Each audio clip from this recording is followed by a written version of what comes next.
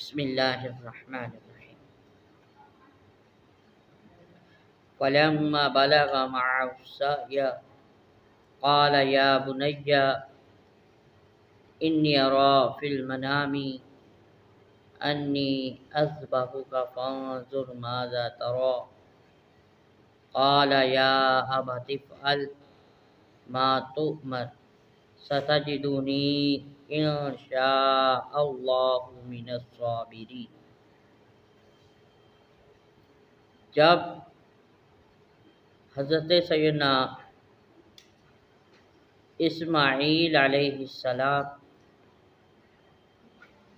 چلنے پھرنے کے قابل ہوئے، دو روایات ملتی ہیں۔ ایک روایت کے مطابق 7 سال اور دوسری روایت کے مطابق 13 سال جب آپ کی عمر ہوئی تو اللہ رب العزت کی طرف سے حکم ہوا کہ پیارے خلیل اسماعیل کو اللہ کی راہ میں قربان کرو۔ تو اس وقت قرآن فرماتا ہے کہ فلما بلغ معه السعي قال يا بني إني أرى في المنام أني أذبحك فانظر ماذا ترى، کہ پیارے بیٹے میں نے خواب دیکھا ہے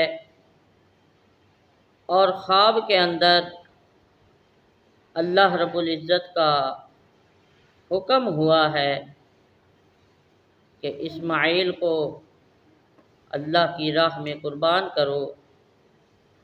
بیٹے میں تجھے ذبح کرنے لگا ہوں، تیرا کیا خیال ہے؟ میں تجھے اللہ کی راہ میں قربان کرنے لگا ہوں۔